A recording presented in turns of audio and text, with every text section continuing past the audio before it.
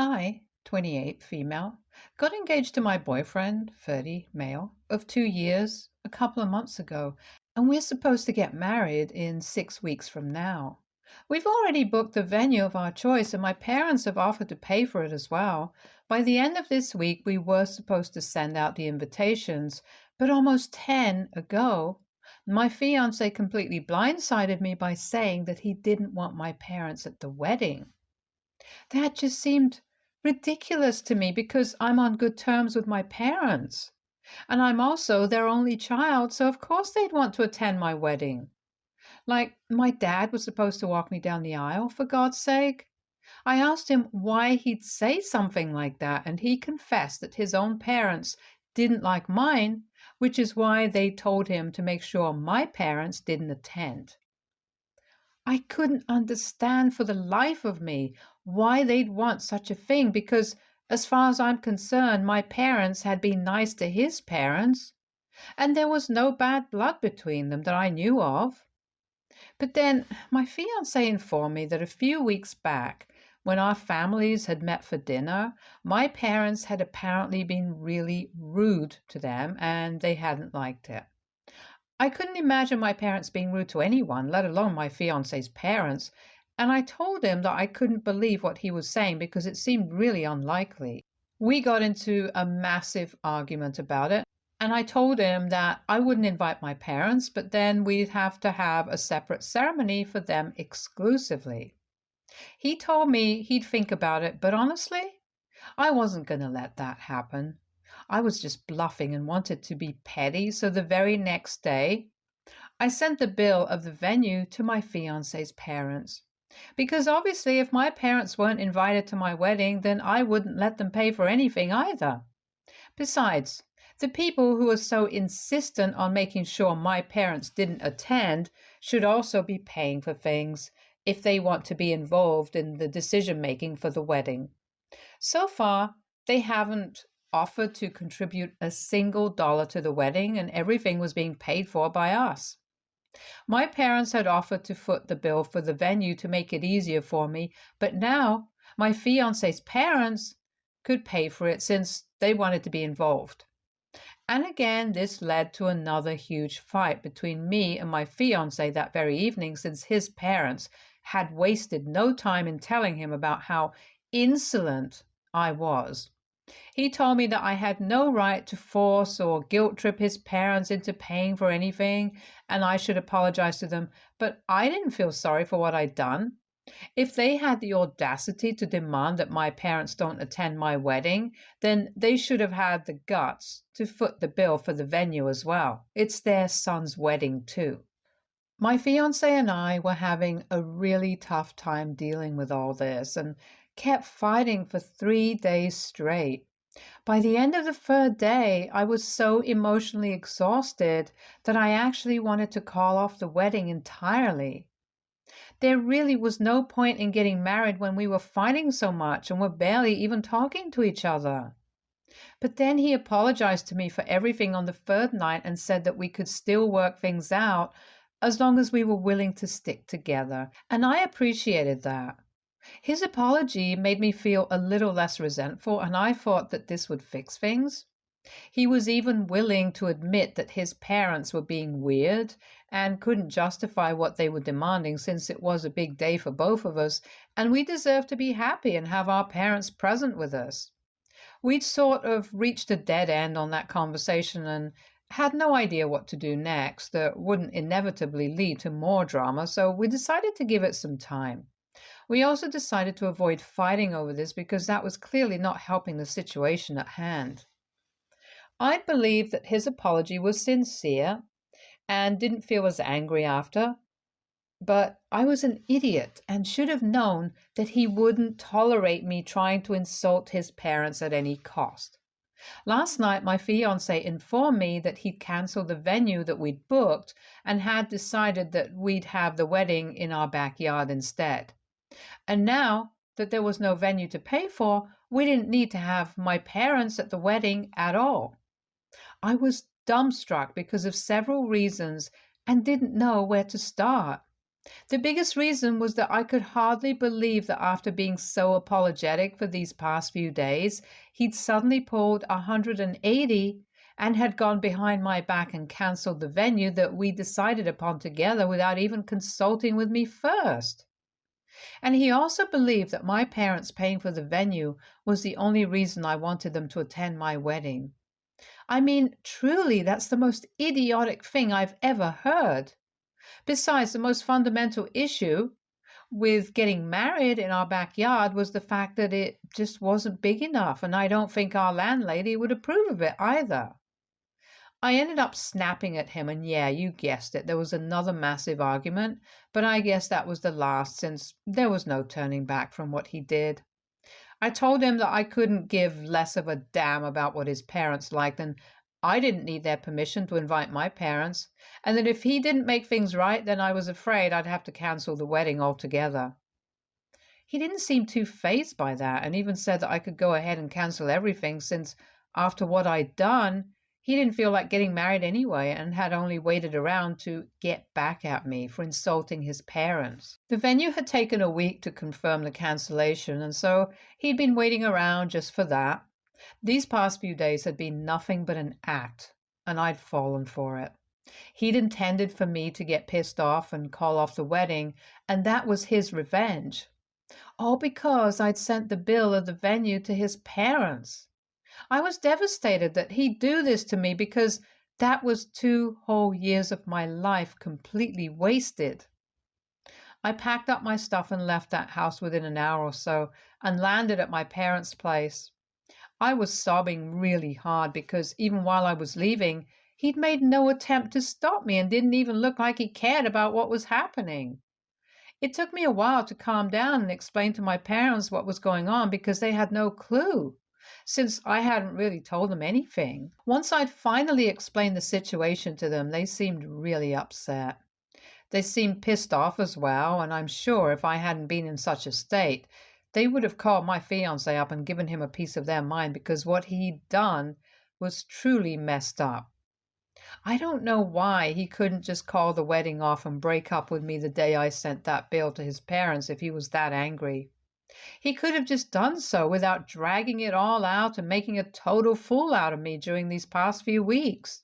Every time I think about the way I was so blissfully happy and unaware of the fact that our relationship was already over, I just want to throw up because it's just really sickening.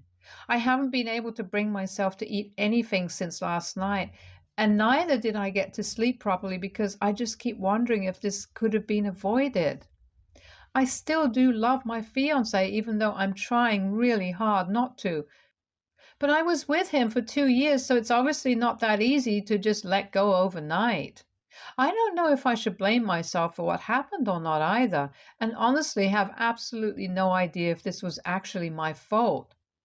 I know I'd intended to insult his parents by sending them the bill, but I hadn't imagined that it would end up this way. So AITA for sending my fiance's parents the bill for the venue when they said they didn't want my parents to attend our wedding? Update 1. So I've been living with my parents for 3 days now, and I finally learned what exactly had happened at that dinner where my fiance's parents had found my parents really rude. So apparently at one point my fiance had gone out for a smoke, and I was in the kitchen struggling to open another bottle of wine, so it was taking a little more time than I would have expected. Our parents got to talking, and my fiance's mother mentioned how nice it was that I was upholding traditional values and doing all the work in the kitchen. She even boasted about how she'd never allowed her son or husband to ever even set foot in the kitchen throughout their life. My parents ended up actually laughing at this and told her that I was just in the kitchen because I decided to cook that day, but otherwise my fiance and I always take turns. It was the truth, and I'd mentioned to my parents that I was proud of our little arrangement because it felt right and, most importantly, equal. My parents had raised me that way, and I didn't mind my boyfriend cooking for me sometimes, but that didn't sit right with my fiance's parents at all. I don't think my fiance's parents knew that and were pretty taken aback.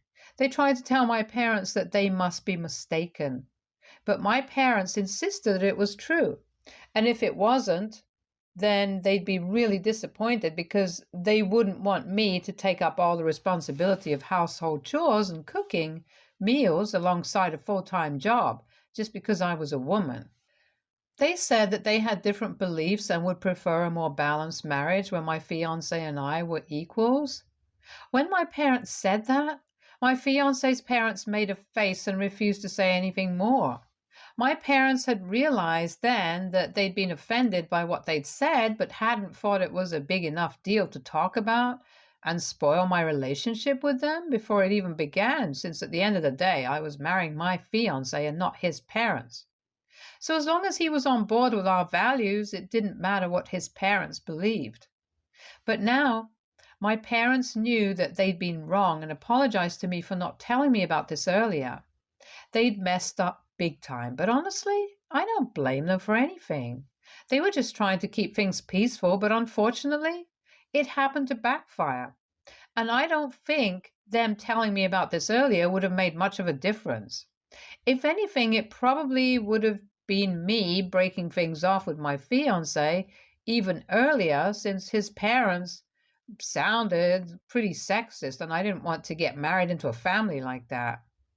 His parents had always been civil to me whenever we'd met earlier, but I'm sure that would have changed once we got married. So in a way, what happened was for the best. I'm still upset about everything, but I've accepted the fact that my fiance isn't the right person for me. I'll just have to deal with it. Update 2. Hey guys, first things first, the reason I'd had to move out and not my fiance was because I'd moved into his house first and we used to split the rent, but now he's on his own, so I hope that explains why I chose to leave. Anyway, it's been almost a week since I left, and today I went back to get all my things. I've been avoiding going back to his house like the plague because I didn't want to see him.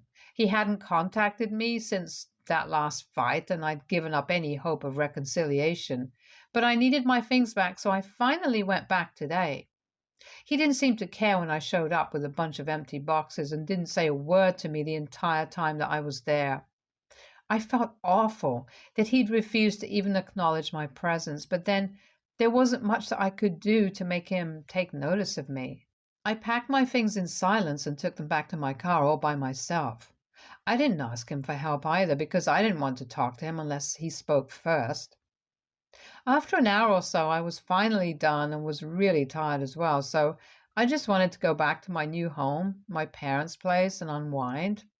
Only when I was about to leave did my fiancé stop to talk to me. It wasn't to apologize, unfortunately, but just to talk about how we'd split the bills for whatever we'd spent on the wedding so far.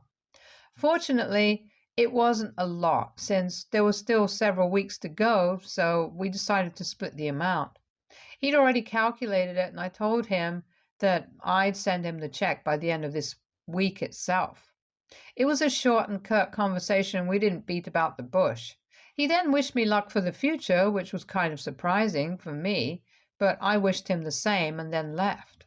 I don't know if his parents knew about the wedding being called off or not, but I'm guessing that they'd be pretty pleased. Now that I know the conversation that had taken place between him and my parents, I am sure that they wouldn't like me splitting the chores with my fiancé after we got married, and that's definitely a non-negotiable for me. I'm not going to be the kind of wife who has a job and also does all the work at home, and that's what my fiancé's parents wanted. Or maybe they wouldn't even be okay with me working after we got married. And if my fiancé is still siding with his parents despite their beliefs, then who's to say that he won't change after we get married? We didn't speak about these things, but these were the things going through my mind when I was driving back home. Maybe this was the closure that I needed. Update 3. Okay, so it's been close to 3 weeks since we broke up, and of course I have to start letting my friends know that we're done. I know I should have done so earlier, but I just didn't have the energy to deal with that. I was still trying to cope with the breakup itself and hadn't spoken to anyone apart from my parents and my coworkers, just because I had to talk to them for work. I'd even been working from home as well to avoid having to interact with anyone at all.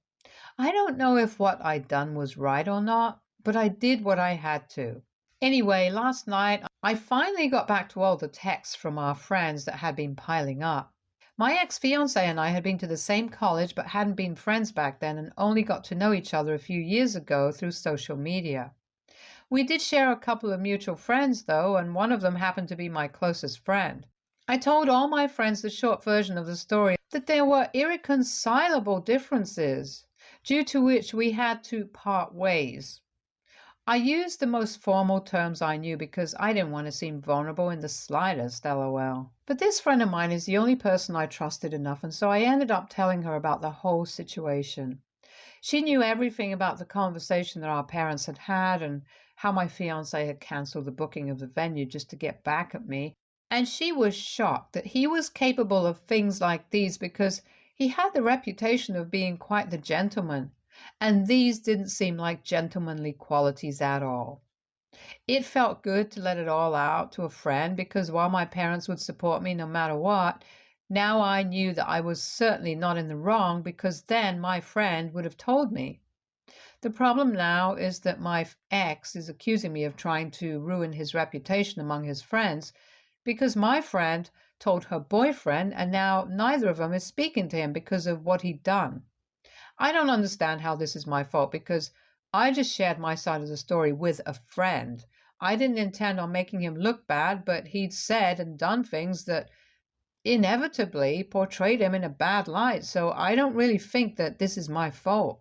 He believes that I shouldn't have said anything at all, but that's just stupid and impractical because we can't just put something like this off indefinitely. So we're in a bit of a tiff right now, and he's been texting me incessantly to post something that he's written, like celebrities going through divorce do. I'm not willing to post that because A, it makes it seem as if he had no fault at all, and I don't agree with it. And B, I don't think I need to announce my breakup on social media. Our wedding was cancelled before the invitations were sent out, so I don't see the reason to make such a big deal about it. It was going to be super intimate anyway, with only a few friends and relatives. I've already conveyed the news of my breakup to them, so I don't understand why I have to release a statement on social media too. I know he wants to do this so that he doesn't look like the bad guy anymore, since our friend circle will eventually find out the truth now that one couple knows anyway. But I don't feel I owe him anything now. If he hadn't been so cruel to me, then I wouldn't have a horrible story to tell anyway, and nothing would ruin his image. So this is all his own fault, and he needs to own up to it instead of trying to force me to cover up for him. Update 3. Hey there. It's been 1.5 months since the last update, and I'm thankful that I'm doing a lot better now than I was back then. My ex and I got into a huge fight when I refused to share the breakup post that he'd written just so that he could avoid taking accountability for his actions among our friends. He'd visited my parents' house to discuss with me and told me that I needed to do some damage control and make sure our friends didn't get the wrong impression because of what I said. But whatever I said was true, so I didn't understand what exactly the big deal was. I didn't have to do any damage control. He did. If he was so concerned about his reputation, then I don't know, maybe he should have just been a better freaking person instead of being sly and manipulative. When I told him that I didn't owe him a thing anymore and I wasn't doing anything that he asked of me, he got super mad. And I was really happy that we were broken up by then because of the way he acted out. After that, and the things he said to me really proved that I'd made the right call. He got furious and started yelling at me about how I was trying to ruin his reputation by talking crap about him to his friends and was trying to take revenge just because he dumped me. I argued back and it just kept getting worse, so evidently he just punched the wall, which was so typical.